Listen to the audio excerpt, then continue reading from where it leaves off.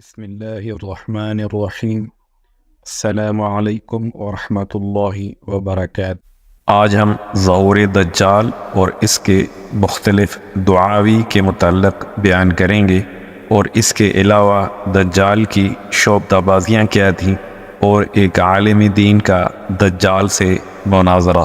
اس video کو شروع کرنے سے پہلے اگر آپ اس چینل پر نئے ہیں یا آپ نے اس چینل کو سبسکرائب نہیں کیا تو پلیز اس کو سبسکرائب کر دیں اور بیل کا بٹن پریس کر دیں تاکہ اس قسم کی مزید ویڈیوز آپ تک بر وقت پہنچتی رہیں۔ تو چلیں شروع کرتے ہیں۔ صحیح بخاری کے اندر ہے کہ دجال یہودیوں میں سے ہوگا، عوام میں اس کا لقب مسیح ہوگا۔ دائیں آنکھ میں پھلی ہوگی، گونگردار بال ہوں گے، سواری میں ایک بہت بڑا گدھا استعمال کرے گا۔ سب سے پہلے ملک عراق و شام میں ظاہر ہوگا جہاں وہ نبی و رسول ہونے کا دعویٰ کرے گا، پھر وہاں سے اصفہان چلا جائے گا۔ اصفہان میں اس کے ساتھ 70,000 یہودی ہوں گے، یہیں سے مزید تکبر میں مبتلا ہو کر خدا ہونے کا دعویٰ کرے گا اور چاروں طرف فساد برپا کرے گا، اور زمین میں بہت سے مقامات پر جا کر اپنے آپ کو خدا کہلوائے گا۔ یہ روایات صحیح مسلم کے اندر ہے۔ صحیح مسلم کے اندر یہ بھی ہے اللہ تعالیٰ لوگوں کی آزمائش کے لیے اس سے بڑے بڑے ناممکن اور نادر الوقوع کام کروائیں گے۔ اس کی پیشانی پر کاف، فا اور را لکھا ہوگا، جس کی پہچان ہر وہ شخص کرے گا جس کے دل میں بھی ایمان ہوگا۔ اس کے ساتھ ایک آگ ہوگی جس کو دوزخ تعبیر کرے گا، اور ایک باغ ہوگا جس کا نام جنت ہوگا۔ اپنے مخالفین کو آگ میں اور اپنے ماننے والوں کو جنت میں ڈالے گا، مگر وہ آگ در حقیقت ایک باغ ہوگا اور باغ در حقیقت آگ کی طرح ہوگا، یعنی اس کا یہ سب کچھ صرف لوگوں کے امتحان کے لیے ہوگا۔ اس کے پاس کھانے پینے کی چیزوں کا ایک ذخیرہ ہوگا، جس کو چاہے گا اسے خشک ہو کر دے گا۔ جب کوئی فرقہ اس کو رب مان لے گا تو اس کی سرزمین پر اس کے لیے بارش ہوگی، اناج پیدا ہوگا، ان کے درخت پھل دینے لگیں گے، ان کے مویشی موٹے ہو جائیں گے، اور دودھ والے جانور دودھ دینے لگیں گے، اور جب کوئی جماعت اسے نہ مانیں گی اس سے بارش، پھل، دودھ اور جانوروں کا بڑھنا بند کر دے گا، اور اس قسم کی بہت سی تکلیفیں اہل حق کو دے گا، مگر اہل ایمان کا سبحان اللہ اور لا الہ پڑھنا ہی ان کے کھانے اور پینے کا کام دے گا۔ یعنی اہل ایمان بھوکا اور پیاسا رہنا گوارا کر لیں گے، لیکن اس کے دھوکے میں نہ آئیں گے اور صبر کریں گے، پھر اللہ اپنے ذکر کی حلاوت ظاہر کرے گا، اور اہل ایمان ذکر سے ہی سیر ہوں گے۔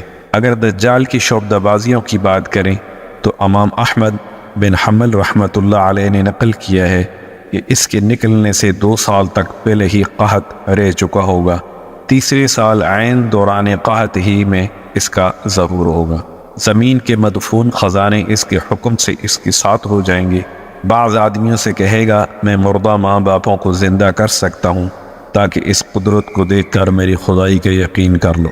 یہ کہہ کر شیاطین کو حکم دے گا کہ زمین سے ان کے ماں باپوں کی شکلیں بنا کر نکلو تاکہ یہ مجھے خدا تسلیم کر لیں۔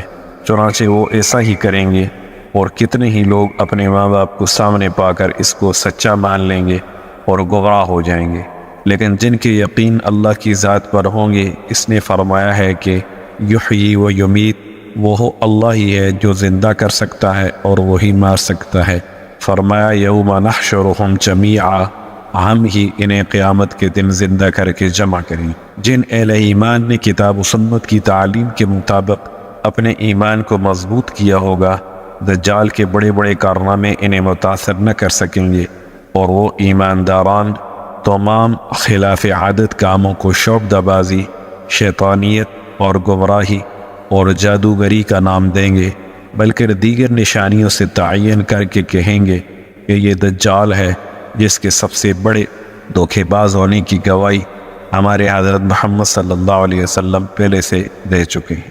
مذکورہ حالات لوگوں کو دکھاتا ہوا اور کمزور ایمان والوں کو گمراہ کرتا ہوا بہت سے ممالک سے گزر جائے گا، یہاں تک کہ وہ یمن کی سرحد میں پہنچے گا تو بددین لوگوں میں بڑا مقبول ہوگا، اور وہ لوگ سب کاموں کو چھوڑ کر اس کے ساتھ ہو جائیں گے۔ صحیح مسلم و بخاری میں ہے یہاں سے لوٹ کر مکہ مکرمہ کے قریب مقیم ہوگا، لیکن وہاں فرشتوں کی حفاظت مکہ معظمہ کی ذمہ داری کی وجہ سے داخل نہ ہو سکے گا۔ پھر وہاں سے مدینہ منورہ کا ارادہ کرے گا۔ صحیح بخاری صفحہ 253 میں ہے، اس وقت مدینہ طیبہ کے 7 دروازے ہوں گے، ہر دروازے کی حفاظت کے لیے خداوند کریم 2 فرشتے فرمائے گا، جن کے ڈر سے دجال کی فوج اس شہر نبی علیہ السلام میں داخل نہ ہو سکے گی۔ اس کے علاوہ مدینہ منورہ میں زلزلہ آئے گا، جس کی وجہ سے بدعقیدہ و منافق لوگ خائف ہو کر شہر نبی صلی اللہ علیہ وسلم سے نکل جائیں گے اور باہر آ کر دجال کے پھندے میں پھنس جائیں گے، کیونکہ مدینہ طیبہ میں یہ لوگ اللہ اور اس کے رسول کی محبت سے نہیں رہ رہے ہوں گے، بلکہ اپنی دنیاوی اغراض سے وہاں ہوں۔ ان کو مدینہ اور صاحب مدینہ کی سنت اور محبت سے کوئی غرض نہ ہوگی، اس وجہ سے انہیں زلزلہ کے ذریعے اس پاک سرزمین سے نکال دیا جائے گا، کیونکہ بہت سے انسان روپیہ پیسہ کمانے کی غرض سے وہاں رہتے ہیں، انہیں روضہ رسول صلی اللہ علیہ وسلم پر سلام تک نصیب نہیں ہو۔ جب یہ ملعون ارض مقدس مدینہ سے باہر موجود ہوگا، ان دنوں مدینہ میں ایک عالم بزرگ ہوں گے جو اس ملعون کو اپنے علم خداداد سے پہچانیں گے اور اسے لاجواب کرنے اور لوگوں کو حق راہ بتلانے کے لیے دجال سے مناظرہ کریں گے۔ چنانچہ مدینہ سے باہر آ کر دجال کی فوج کے قریب آ کر پوچھیں گے دجال کہاں ہے؟ وہ ان کی گفتگو کو دجال کے ادب کے خلاف سمجھیں گے، اس عالم دین بزرگ کو قتل کرنے کا ارادہ کریں گے، لیکن ان میں سے کچھ لوگ منع کر دیں گے اور کہیں گے کہ تمہیں معلوم ہونا چاہیے کہ ہمارے اور تمہارے خدا دجال نے بغیر اجازت کسی کو قتل کرنے سے روک رکھا ہے۔ چنانچہ وہ دجال سے جا کر کہیں گے کہ ایک شخص آیا ہے جو بڑا گستاخ ہے اور آپ کی خدمت میں حاضر ہونا چاہ رہا ہے۔ دجال ان بزرگ عالم کو اپنے پاس بلائے گا۔ جب وہ بزرگ دجال کے چہرے کو دیکھیں گے تو فرمائیں گے میں نے تجھے پہچان لیا، تو وہی دجال ملعون ہے جس کی پیغمبر خدا صلی اللہ علیہ وسلم نے خبر دی تھی اور تیری گمراہی کی حقیقت بیان فرمائی تھی۔ دجال غصہ میں آ کر کہے گا اس کو آرے سے چیر دو۔ یہ سن کر اس کے ماننے والے اٹھیں گے اور اسی بزرگ کو 2 ٹکڑے کر ڈالیں گے اور عبرت کے لیے دائیں بائیں ڈال دیں گے۔ پھر خود دجال ان دونوں ٹکڑوں کے درمیان سے نکل کر لوگوں سے کہے گا اگر اب میں اس مردے کو زندہ کر دوں تو کیا تم میری خدائی کو تسلیم کرو گے؟ وہ کہیں گے ہم تو پہلے ہی آپ کے خدا ہونے کو مانتے ہیں اور کسی قسم کا شک و شبہ دل میں نہیں رکھتے، ہاں اگر آپ اسے ہمارے سامنے زندہ کر دیں اور ایسا ہو جائے تو ہم کو مزید اطمینان ہو جائے گا۔ پھر وہ ان دونوں ٹکڑوں کو اکٹھا کر کے زندہ ہونے کا حکم دے گا۔ چنانچہ وہ خدائے قدوس کی حکمت اور ارادے سے زندہ ہو کر کہے گا اب تو مجھے پورا یقین ہو گیا ہے کہ تو وہی مردود دجال ہے جس کے لعنتی ہونے کی خبر پیغمبر خدا صلی اللہ علیہ وسلم نے دی تھی۔ دجال جنجلا کر متعقدین کو حکم دے گا کہ اس کو ذبح کر دو۔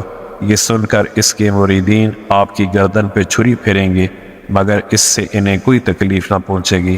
دجال شرمندہ ہو کر انہیں اپنی خود ساختہ دوزخ میں ڈالے گا، مگر حضرت ابراہیم علیہ السلام کے موعظے کی طرح وہ آگ ان پر ٹھنڈی اور سلامتی والی ہو جائے گی۔ اس کے بعد دجال سے یہ طاقت چھین لی جائے گی اور کسی مردہ کو زندہ نہ کر سکے گا، اور یہاں سے ذلیل اور رسوا ہو کر ملک شام کو روانہ ہو جائے گا۔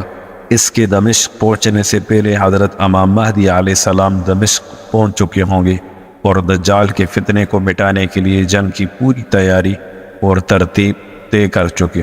آج تک کے لیے اتنا کافی ہے، انشاءاللہ باقی حصہ اگلی ویڈیو میں عرض کریں گے۔ والسلام علیکم ورحمۃ اللہ وبرکاتہ۔